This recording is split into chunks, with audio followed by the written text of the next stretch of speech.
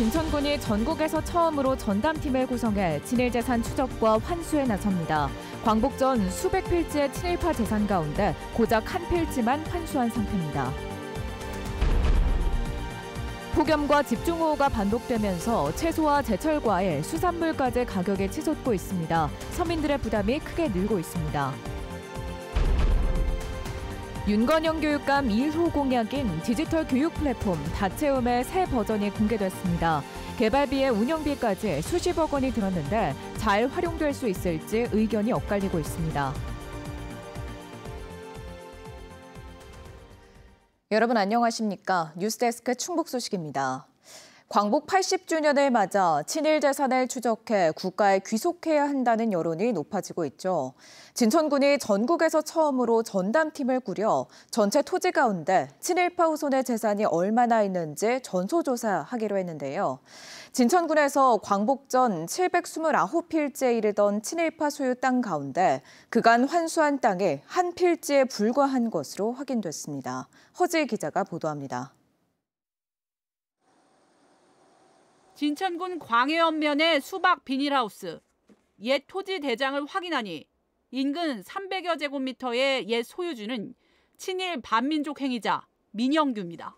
민영규는 친일 행위의 대가로 1910년 일본 정부에서 자작자기와 사금 5만 원을 받는 등 다수의 훈장을 받은 기록이 남아 있습니다.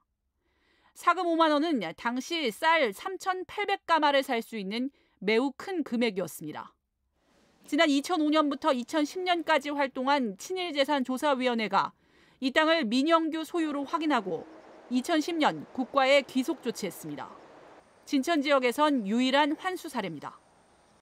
국가가 친일재산 환수에 나선 이후 전국 곳곳에서 환수 작업이 벌어졌는데 진천에서 환수된 땅은 이곳 한 필지가 유일합니다. 일제가 토지조사 사업을 벌인 1910년 이후 진천에서는 정미칠적으로 불리던 임선준과 조중흥 등 친일파 7명이 729필지를 갖고 있었던 것으로 전해집니다. 광복 이후 상당수 토지가 제3자에게 넘어갔는데 소유권을 확인하지 못한 비전산 자료도 상당할 것으로 추정됩니다. 2005년 제정된 친일재산 환수특별법에 따르면 후손에게 상속된 토지는 물론 매각 대금까지 환수할 수 있습니다. 이렇게 많은 땅들이 있고 그 7명이 아니라 친일파 전수조사를 하면 사실은 그 최소한 5배 이상 그 아마 그 환수 대상이 되는 친일 그 반민족 행위자가 가지고 있던 걸 보여요. 특히 친일조사위 활동 당시 법인으로 넘어간 재산 또한 환수하지 못한 만큼 이에 대한 조사 필요성도 제기되고 있습니다. 우리 대한민국의 법체계에서는 개인이 소유한 재산과는 다르다는 의미에서 친일재산으로 결정을 하지 못했습니다. 그것을 과연 어떻게 할 것인지 하는 문제가 남아있을 것 같습니다. 진천군이 지자체 가운데 처음으로 친일 재산을 추적해 국가 귀속을 추진하는 특별 프로젝트에 나섰습니다. 전담팀을 꾸려 내년 2월까지 진천군 전체 토지 17만여 필지를 조사해 친일파 후손의 재산 여부를 확인하고 그 결과를 내년 3.1절에 맞춰 공개할 계획입니다.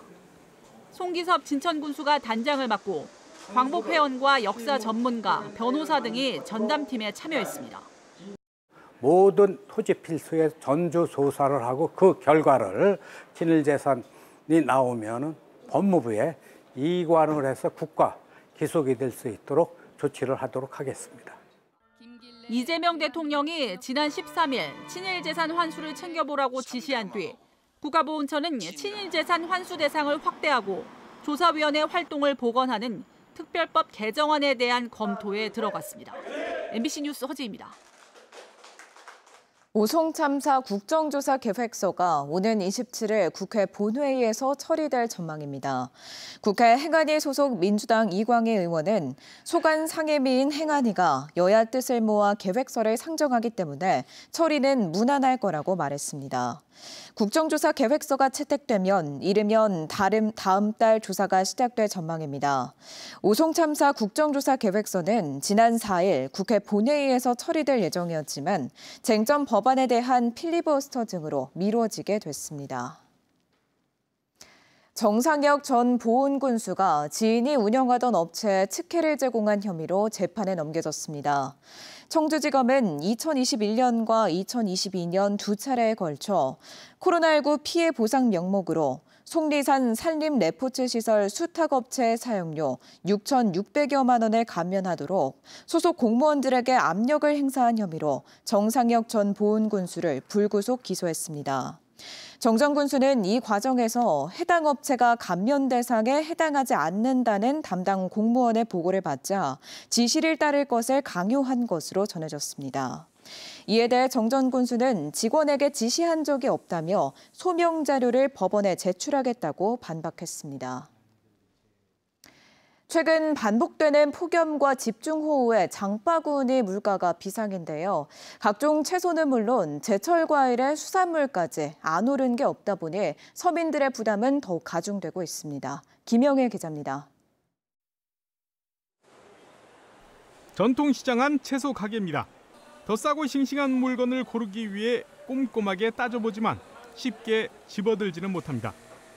집중호우와 계속된 폭염으로 농작물 작황이 좋지 않은 데다 가격까지 급등한 겁니다. 전에 10,000원 가지고 나와서 뭐 하루 반찬을 했다면 지금 한 15,000원 정도는 예산을 생각하고 나와야 될 것 같아요.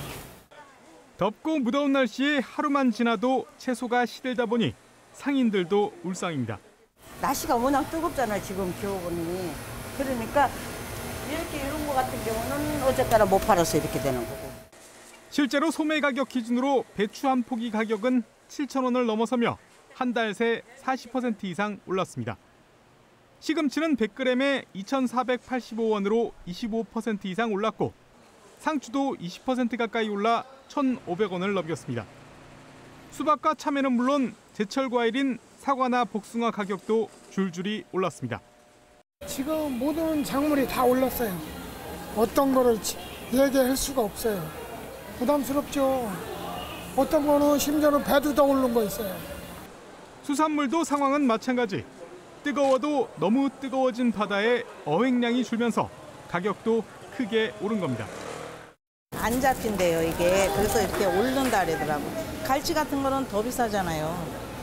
만도 못해요, 비싸서. 손도 못 대, 진짜 갈치 같은 거는. 문제는 이게 끝이 아니라는 겁니다. 올봄 산불로 사과 과수원 피해도 적지 않은 상황에서 기상이변으로 농작물 생산량도 좀처럼 늘지 않고 있습니다. 여기에다 앞으로 태풍 피해 여파에 따라 장바구니 물가는 또 한 번 요동칠 수 있습니다. 산불 영향이 가장 크고요. 또 이제 날씨로 인해서 물량은 더욱더 이제 또 줄 것으로 봐요. 가격대가 좀 올라간다고 봐야 되죠. 아무래도 물량이 없다 보니까. 이런 가운데 환율 상승으로 수입 물가까지 오름세여서 서민들의 여름나기는 더욱 힘들어질 전망입니다. MBC 뉴스 김영일입니다.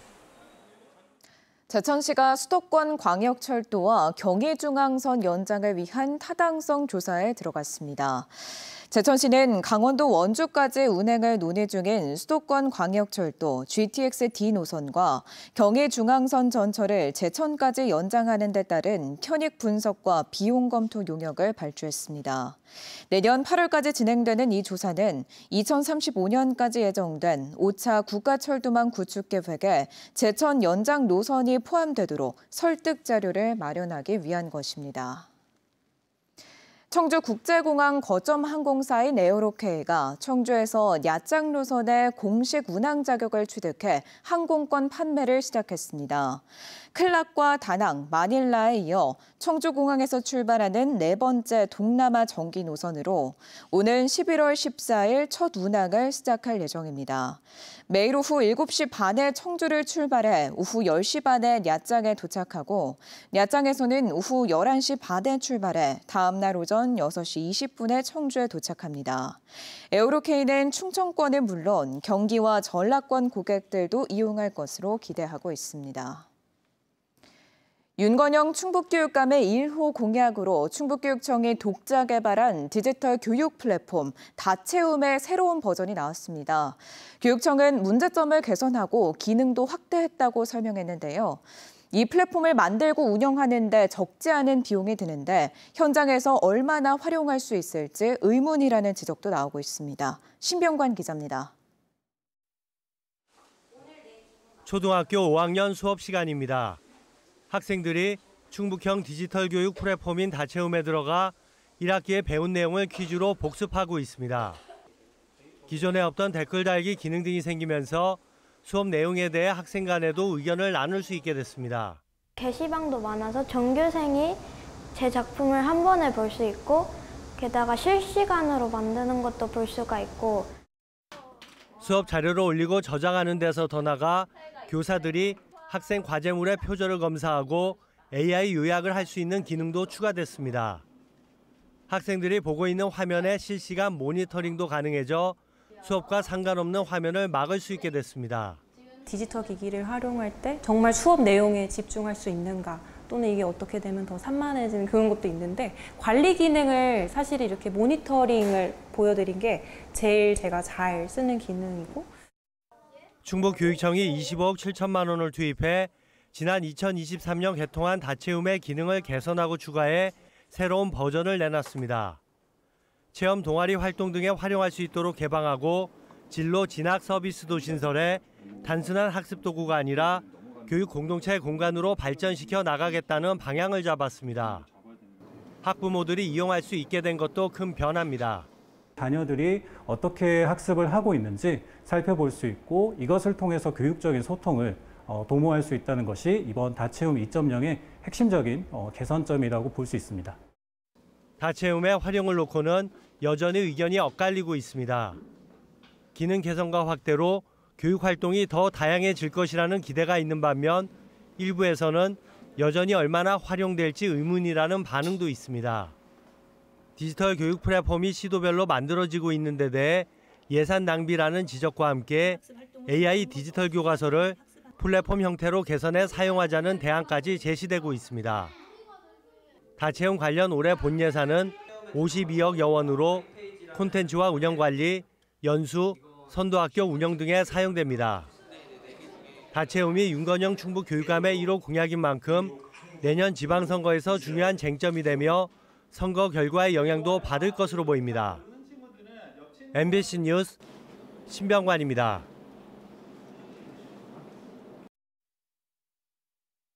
지금까지 뉴스데스크 충북 소식이었습니다. 잠시 후 스포츠 뉴스가 이어집니다. 시청해주신 여러분 고맙습니다.